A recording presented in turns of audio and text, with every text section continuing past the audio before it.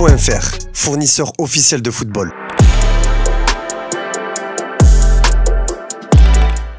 Salut à toutes et à tous les amis, j'espère que vous avez la forme. Énorme prestation des Parisiens hier qui ont pris une option pour la finale de la Ligue des Champions en battant 1-0 Arsenal à Londres. Le match est parti sur des chapeaux de roue avec le but d'Ousmane Dembélé. Après une première demi-heure de haute volée, les hommes de Luis Enrique se sont fait dominer sans pour autant craquer. Avec plus de réussite, ils auraient même pu repartir avec un plus grand avantage. Quoi qu'il en soit, cette prestation parisienne a impressionné l'Europe comme expliqué dans la revue de presse de ce matin. En tribune, les 2500 supporters présents ont aussi fait une grosse impression.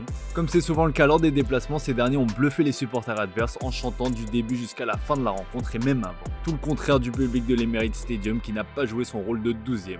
Ces derniers ont même été moqués après un tifo d'un canon minimaliste et sans grandes inspirations. Arsenal, première demi-finale de C1 depuis 16 ans et c'est leur tifo, pouvait-on lire sur X.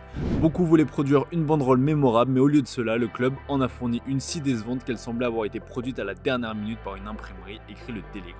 Ancienne star de Manchester United, Wayne Rooney a eu des mots durs. Il fallait que les supporters soient là ce soir. Des deux côtés, Arsenal n'a pas été bon.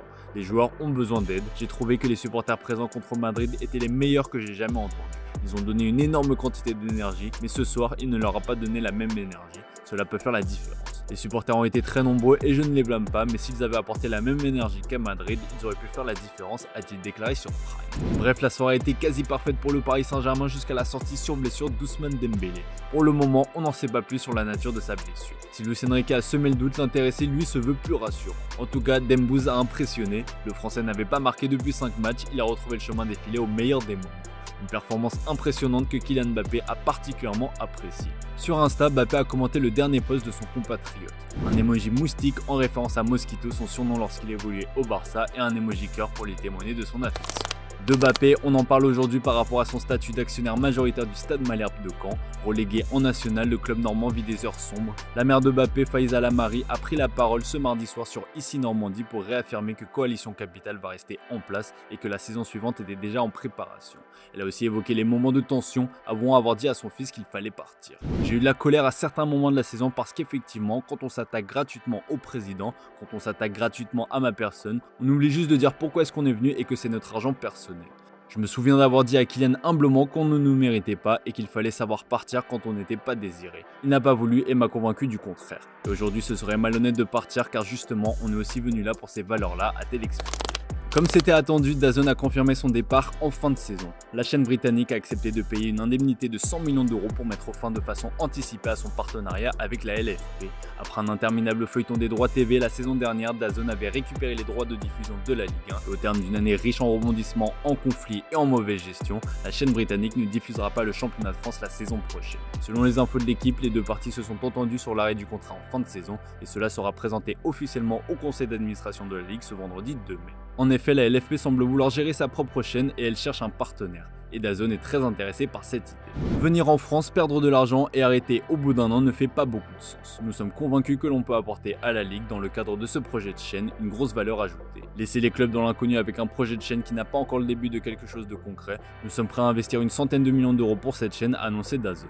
Si la LFP accepte ce partenariat, elle devra donc logiquement renoncer aux 100 millions d'euros que DAZN doit verser pour sa clause de départ. Affaire à suivre.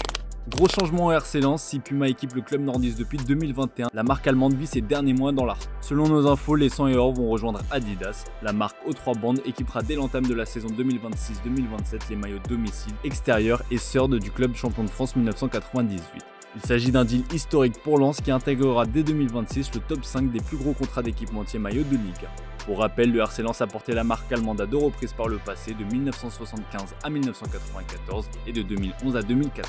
À l'étranger, ça bouge au Real Madrid avec un énorme retournement de situation. Tout indiquait que Florentino Pérez allait accepter de laisser filer Carlo Ancelotti tout en lui reversant sa dernière année de contrat. Mais selon Relebo qui confirme une info de la presse brésilienne, le patron du Real Madrid se serait énervé en découvrant les négociations de l'Italien dans le dos des merengues. Il refuse désormais de lui verser le moindre euro.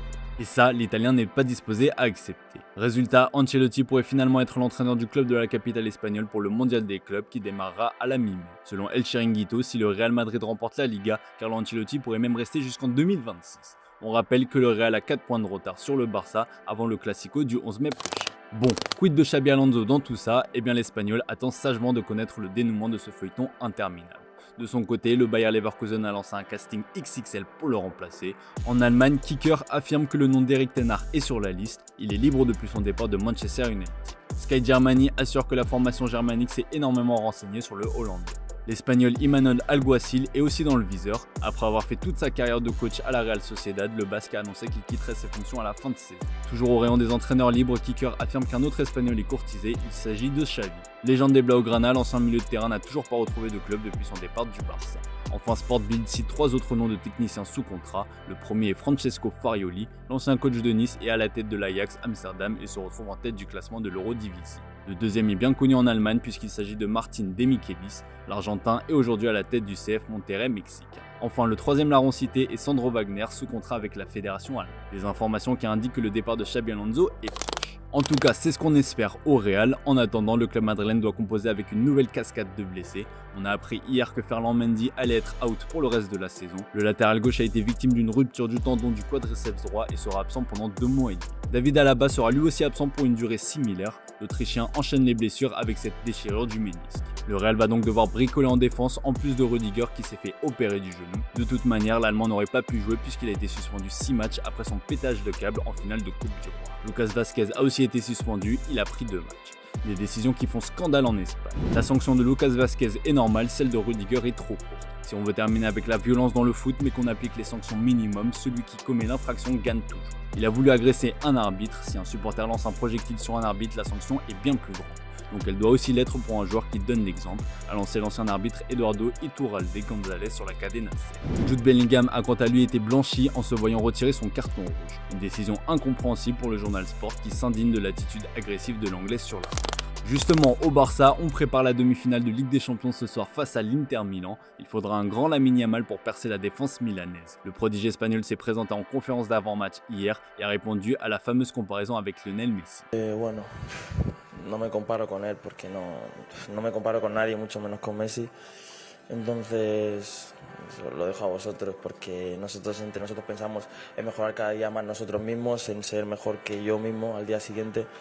Entonces yo creo que esa comparativa no tiene sentido, con Messi menos aún. Intento disfrutar, ser yo mismo y hacer mi camino. Entonces obviamente la admiro como el mejor jugador de la historia, pero no me comparo con él.